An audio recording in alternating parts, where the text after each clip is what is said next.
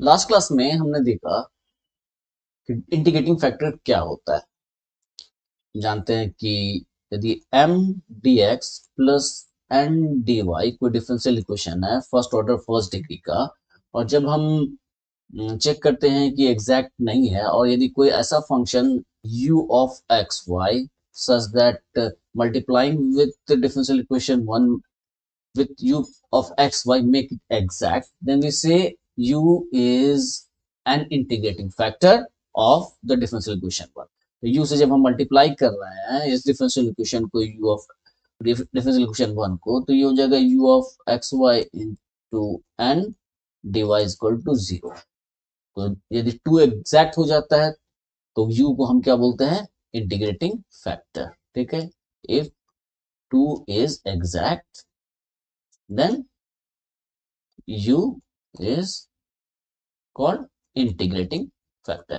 आज हम जानना चाहते हैं what are the rules to get integrating factor। तो इन जनरल हम इंटीग्रेटिंग फैक्टर नहीं निकाल सकते, लेकिन कुछ ऐसे स्पेशल फॉर्म्स है जहां पर हम इंटीग्रेटिंग फैक्टर बहुत आसानी से निकाल सकते हैं।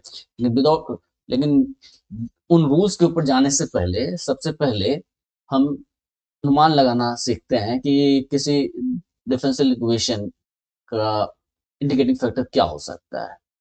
तो ये जो टेक्निक है we call it simply inspection. Inspection मतलब अनुमान लगाना। अनुमान लगाने के लिए हम डिफरेंशियल इक्वेशंस का जो फॉर्म है उसमें कुछ खास चीजों को देखते हैं। उन चीजों को देखने के लिए कुछ स्टैंडर्ड फंक्शंस हैं, उनका टोटल डेरिवेटिव हम देखते हैं। जैसे d of x upon y, x upon y का टोटल डेरिवेटिव होता है, हम इसे डिफरेंशिएट करते हैं, u अपॉन v करेंगे तो y square and derivative of y dx minus x dy। उसी तरह total derivative of y upon x क्या हो जाएगा?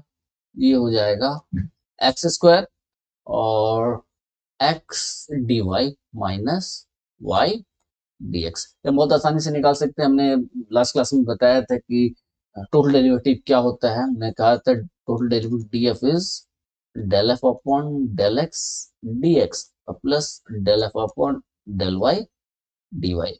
इस मेथड से हम जनरली निकालते हैं टोटल डेरिवेटिव क्या होता है, और हम अंदाजा भी लगा सकते हैं, u अपॉन v करके भी निकालेंगे तो लगभग यही निकलेगा। उसी तरह अब कोई डिफरेंशियल इक्वेशन है, सपोज कीजिए total derivative of tan inverse y upon x या x upon y, suppose x upon y।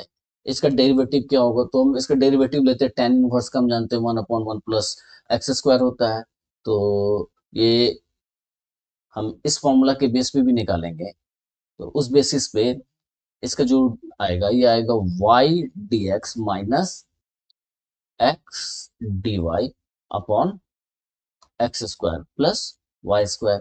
उसी तरह total derivative of tan inverse y upon x क्या हो जाएगा? तो ये हो जाएगा x dy minus y d x upon x square. तो हम बहुत आसानी से निकाल सकते हैं इन चीजों को total derivative.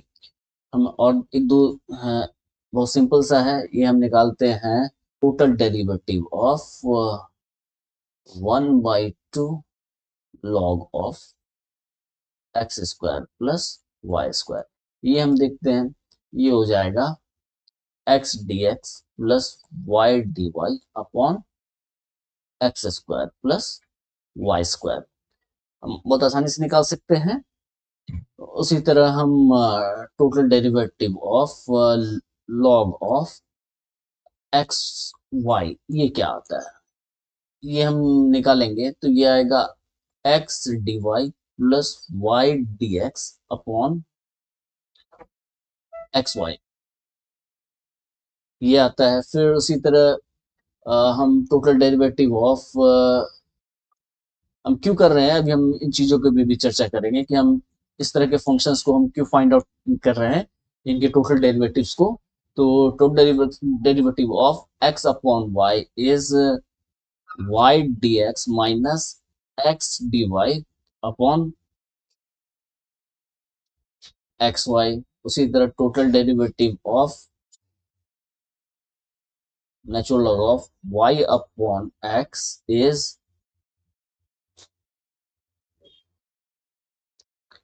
X y d x minus x d y upon x y. तो ये स्टैंडर्ड फंक्शंस हैं। तो इसी तरह हम और भी निकाल सकते हैं, जैसे total derivative of e raise to the power x upon y.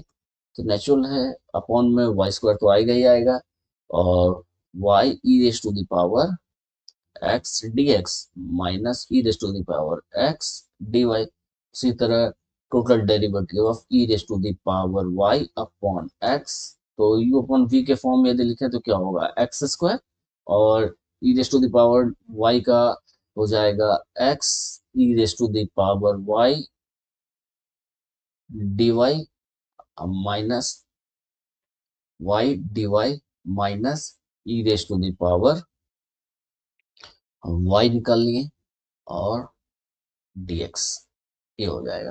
तो ये बहुत ही आसान सा है, हम टू डेरिवेटिव निकाल चुके हैं। ये u अपॉन v के फॉर्म में सिंपली रिप्रेजेंट करके हम अंदाजा लगा सकते हैं क्या है फॉर्मूला। ये नहीं भी लिखे तो भी चलेगा। तो यहाँ पर हम देखिए, अभी जितने भी फॉर्मूलाज मैंने लिखे हैं टू डेरिवेटिव्स के, वो कुछ इस तरह के हैं। ये है x d y minus y d x, या फिर जो न्यूमरेटर में है वो या तो x d y minus y d x है, आरएचएस में देखिएगा, या फिर y d x minus x d y है, या फिर x d x plus y d y है, या फिर x d y plus y d x है। तो बेसिकली ये खास फॉर्म्स है, इन तरह के फॉर्म्स को ही हमने कवर किया है, जिसमें अंदाजा लगाना थोड़ा आसान है। अब x d y minus y d x है, तो ये तो इंटीग्रेट होगा नहीं, तो इसको या आइदर एक्स स्क्वायर से या फिर वाई स्क्वायर से डिवाइड करेंगे। तो x d y minus y d x है, तो x d y minus y d x, देखिए x d y minus y d x, ये मैं रेड में दिखला रहा हूँ, रेड में ये देखिए x d y minus y d x है। इसे हम एक्स स्क्वायर से डिवाइड करें तो ये tan inverse y upon x का ये फॉर्म ले लेता है। Just a minute, not this is not right, this is x square plus y square, sorry.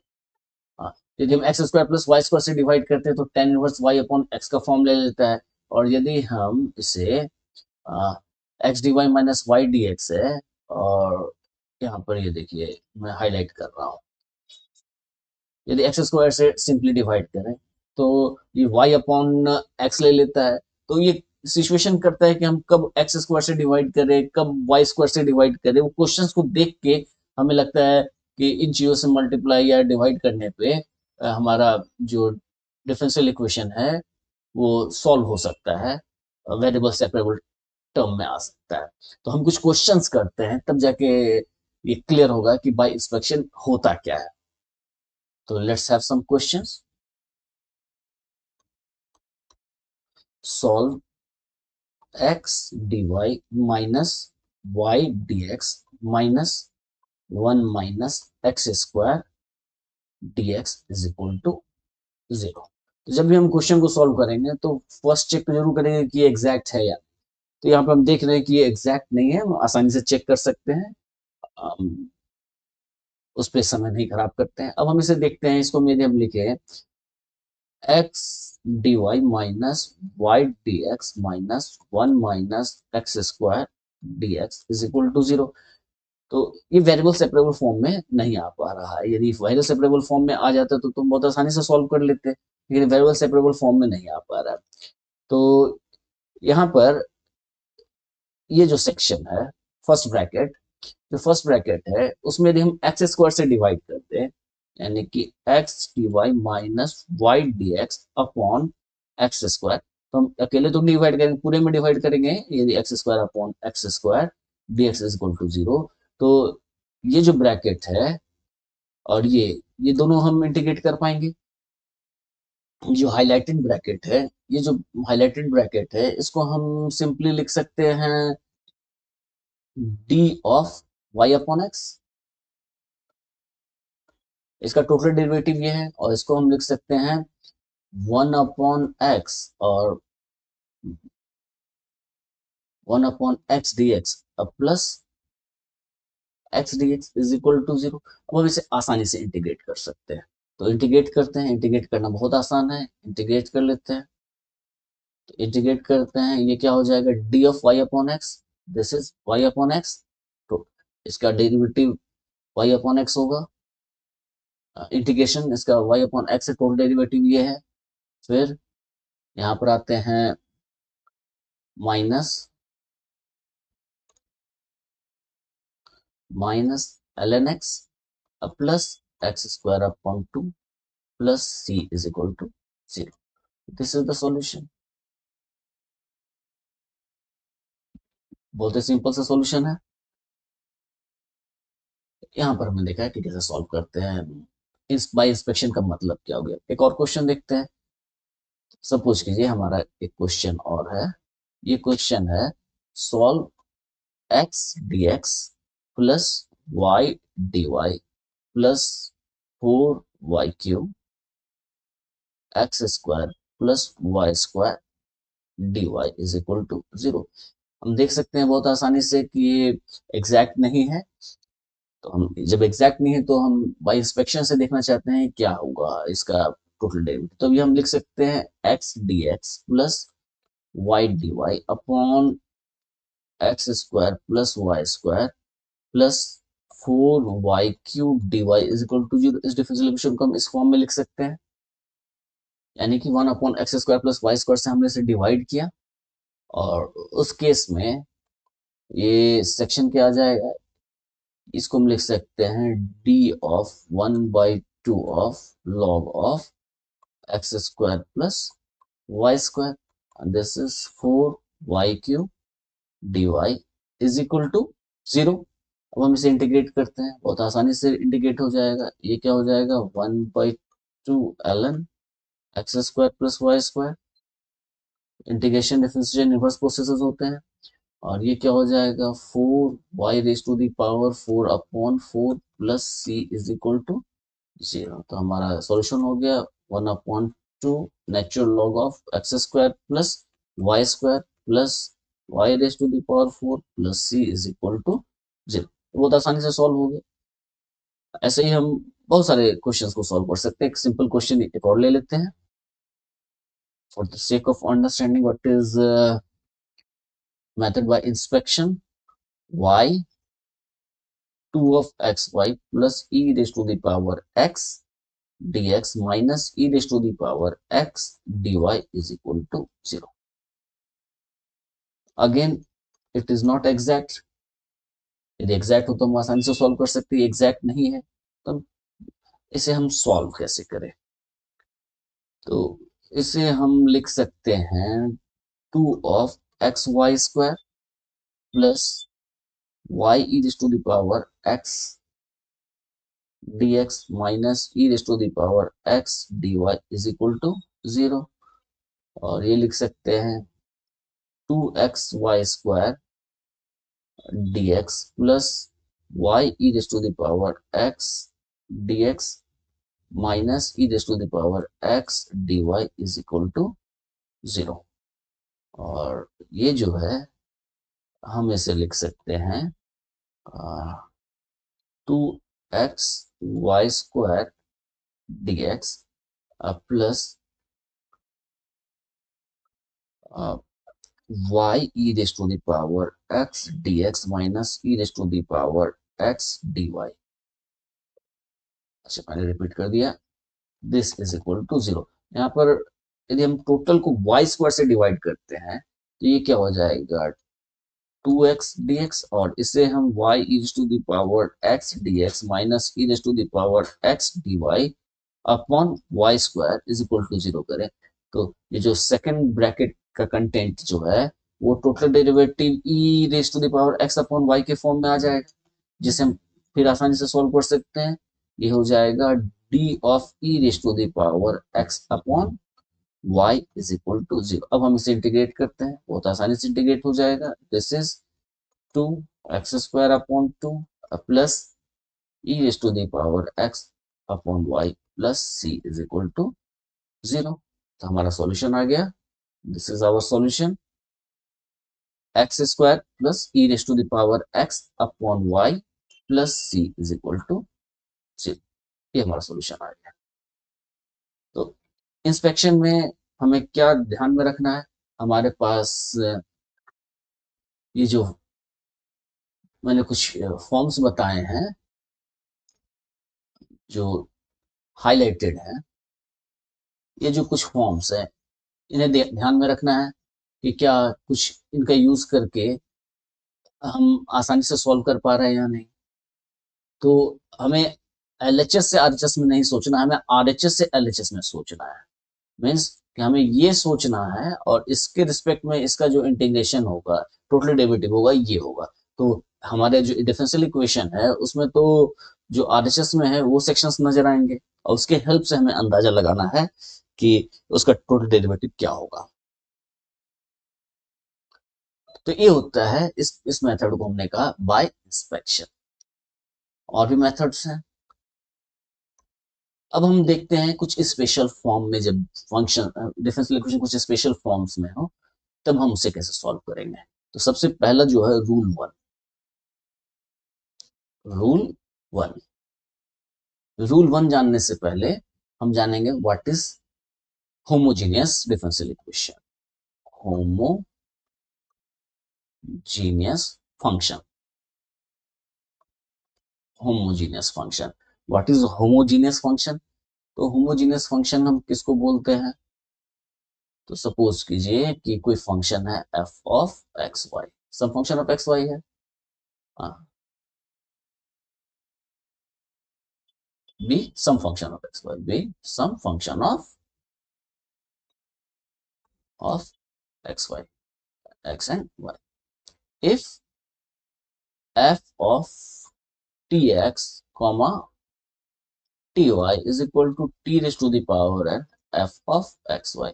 यदि कोई फंक्शन है f of xy, वहां पर यदि हम x के जगह tx रिप्लेस करें और y के जगह ty रिप्लेस करें और जो रिजल्ट आए वो यदि इस फॉर्म में आए t raised to the power n f of xy, then we say that f is a homogeneous function, f is a homogeneous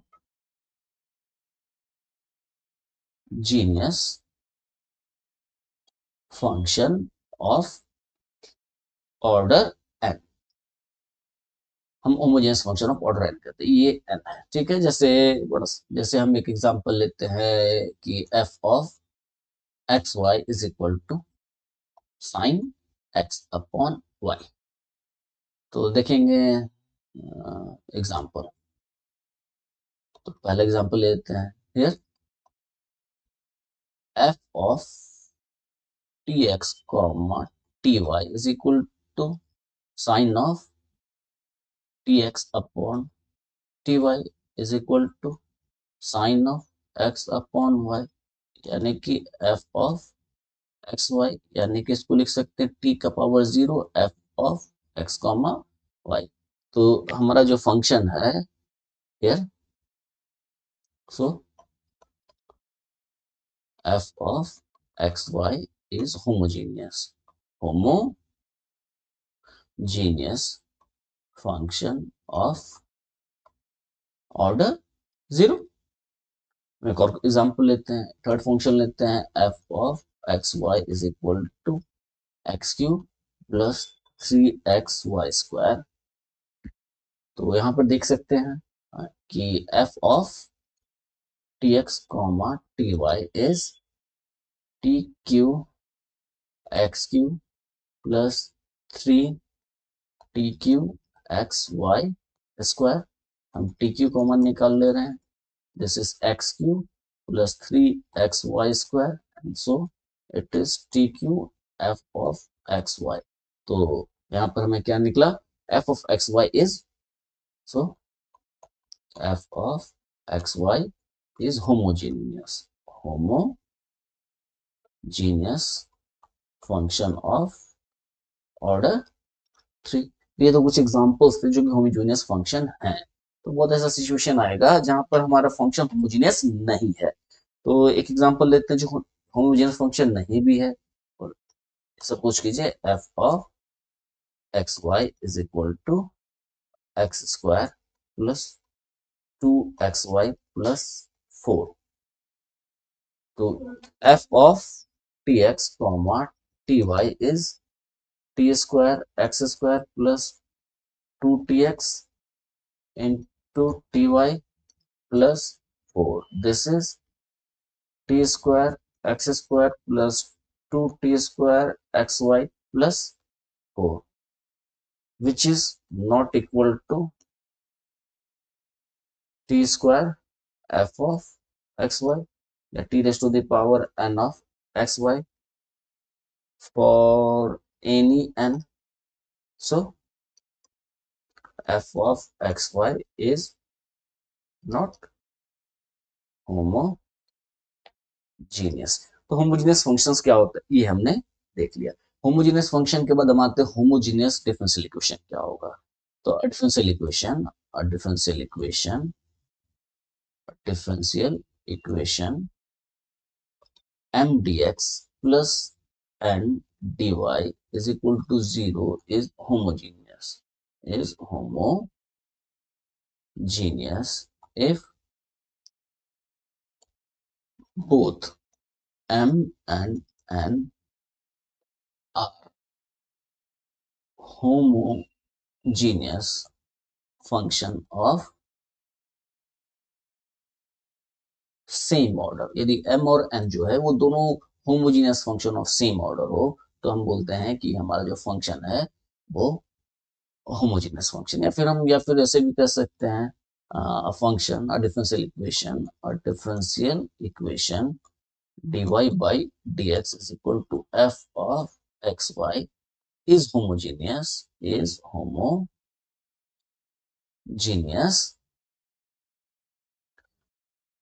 if f of xy is a homogeneous function।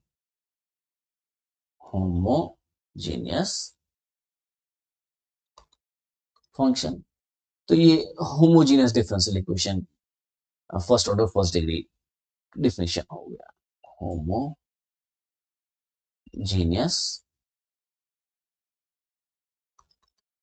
First order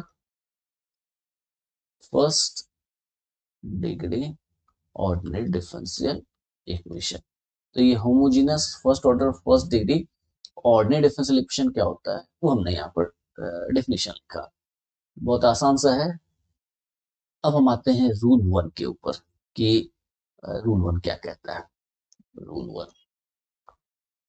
rule 1 to get integrating factor. सबसे पहले हम check करेंगे कि differential equation हमारा homogeneous है नहीं। If m dx plus n dy is equal to 0 is homogeneous।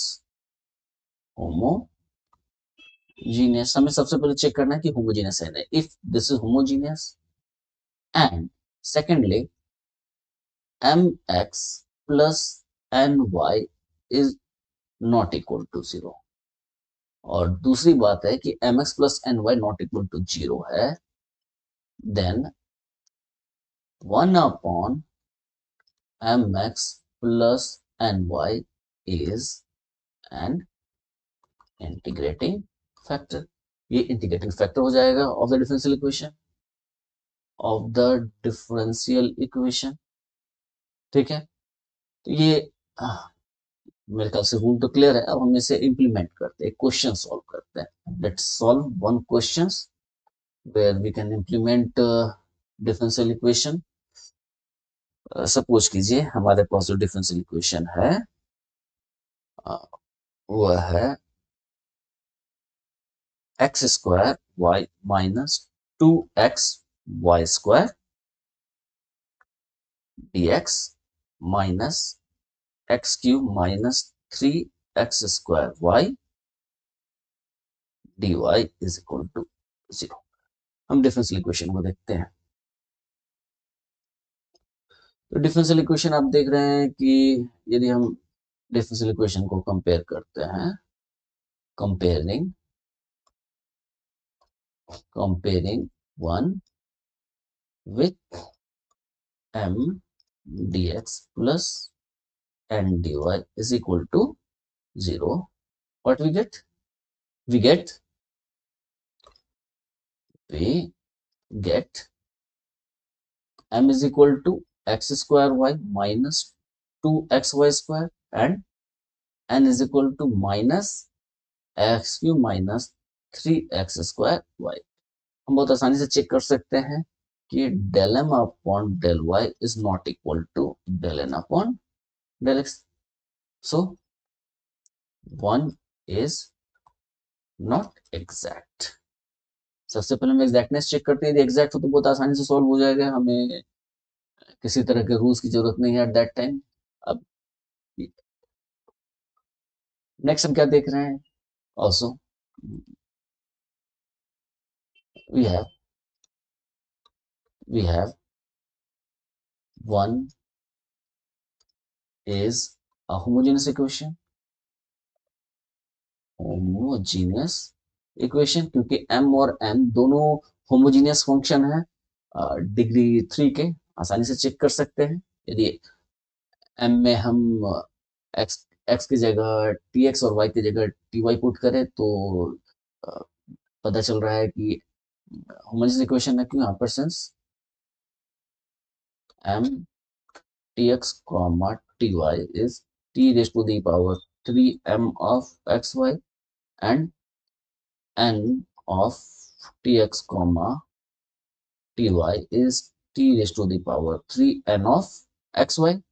इस इसका मतलब है कि ये दोनों m और n सेम डिग्री के होमोजेनियस फंक्शंस हैं, hence the differential equation is a homogeneous differential equation. अब डिफरेंशियल इक्वेशन होमोजेनियस है, also mx plus ny is x square y minus 2xy square x plus minus x cube minus 3x square y into y. इस quantity को हम देख रहे हैं कि ये जीरो हो रहा है यार, तो ये देख रहे हैं ये क्या आया, x q y minus 2x square y square, this is minus of x q y और plus 3 minus 3x square y square and this is x cube y minus 2x square y square minus x cube y plus 3x square y square which is x square y square which is not equal to 0 for x not equal to 0 and y not equal to 0। जहां x और y दोनों non zero होगा उस case में mx plus ny not equal to 0 होगा। तो by rule 1 हम rule 1 से कह सकते हैं, hence 1 upon mx plus ny which is 1 upon x square plus y square is an integrating factor of 1। तो ये 1 का इंटीग्रेटिंग फैक्टर होगा, तो हम क्या करते हैं, इसको मल्टीप्लाई करते हैं और सॉल्व करने की कोशिश करते हैं। हमारा डिफरेंशियल इक्वेशन है उसे हम 1 upon x square plus y square से 1 upon x square plus y square से मल्टीप्लाई करते हैं। तो हमारा डिफरेंशियल इक्वेशन है this implies multiplying multiplying 1 by integrating factor, we get क्या मिलेगा हमारे पास, we get 1 upon x square y square and what is m, x square y minus 2xy square m dx, what is n, minus x cube minus 3x² y dy is equal to 0। ये हमारा differential equation था, इसमें हमने इससे multiply किया, we get, हमारे पास क्या आया, x² y minus 2xy² upon x² y² dx minus x cube minus 3x² y upon x² y² dy is equal to 0। अब ये एग्जैक्ट हो गया, हम एग्जैक्ट होने पे ग्रुपिंग की जा सकती है आसानी से, x² y upon x² y² minus 2xy² upon x² y² dx minus this is x cube upon x² y² minus 3x² y upon x² y² dy is equal to 0। और ये वैल्यू है, हमने सपोज किया है x y दोनों non zero हैं, और इसलिए हम x² को काट देते हैं, यहाँ आएगा 1 upon y minus 2 upon x dx minus x upon y² minus 3 upon y dy is equal to 0। और हम इस डिफरेंशियल इक्वेशन को आगे लिखते चले जाते हैं, उसको हम लिख सकते हैं 1 upon y d x minus 2 upon x d x minus x upon y² dy plus 3 upon y dy is equal to 0। ये हमारा डिफरेंशियल इक्वेशन आया। तो हम एक्स वाले टर्म्स जो बहुत आसानी से हो जा रहे हैं उसको हम अलग कर देते हैं, ये जो इंटीग्रेशन जिसका पॉसिबल है ये दोनों हमने अलग कर लिया। उसके बाद जो बचा लिख लिया वो 1 upon y d x minus x upon y² dy, ये हमने अलग कर लिया। ठीक है, तो हम बहुत आसानी से देख रहे हैं कि ये सॉल्व हो जाएगा। ये हमारे पास आया minus 2 upon x d x plus 3 upon y d y plus LCM ले लेते हैं, this is y² y d x minus x d y is equal to 0। तो इसको हम लिख सकते हैं minus 2 upon x d x plus 3 upon y d y plus d upon x upon y is equal to 0। अब हम इसे integrate करते हैं, आसानी से इंटीग्रेट हो जाएगा। इंटीग्रेट करने पे ये क्या आ जाएगा, minus 2 ln x plus 3 ln y plus x upon y plus c is equal to 0। हमारा डिफरेंशियल इक्वेशन का सॉल्यूशन क्या आया, ये आया। यहाँ पर क्या खास बात हमने ध्यान रखी है, यहाँ पर हमने ये कहा है कि x not equal to 0 and y not equal to 0। तो ये दो एजम्पशंस हमने इनिशियली लिए हुए हैं, आप देख सकते हैं। हमने इंडिकेटिंग फैक्टर जब लिया था तो मैं हाईलाइट कर देता हूँ कि हमने कहाँ पर ऐसा लिया था कि ये नॉन जीरो होंगे। तो ये देखिए मैंने हाईलाइट किया है कि x not equal to 0 y not equal to 0 जब इंडिकेटिंग फैक्टर हमने चूज किया था। तो what about y is equal to 0, तो हम लिखते हैं if y is equal to 0 implies dy is equal to 0, then y is equal to 0 either satisfy the differential equation or does not satisfy the differential equation। तो हमारा differential equation है, उसमें यदि हम y is equal to 0 और dy is equal to 0 put करें तो LHS बराबर RHS आ रहा है, बहुत आसानी से हम देख सकते हैं। हमारा जो डिफरेंशियल इक्वेशन है इसमें यदि हम y is equal to 0 और dy is equal to 0 put कर रहे हैं तो LHS is equal to RHS आ जा रहा है। तो हम क्या कह सकते हैं कि y is equal to 0 is also a solution। then y is equal to 0 then y is equal to 0 is a solution of 1। तो इसके दो सॉल्यूशन आए, क्या क्या सॉल्यूशन है, so solution of 1 is given by y is equal to 0, and when y is not equal to 0, x not equal to 0, minus 2 ln x plus 3 natural log of y plus, log में हम generally mod में रखते हैं, ये ध्यान में रखने वाली चीज है, plus x upon y plus c is equal to 0।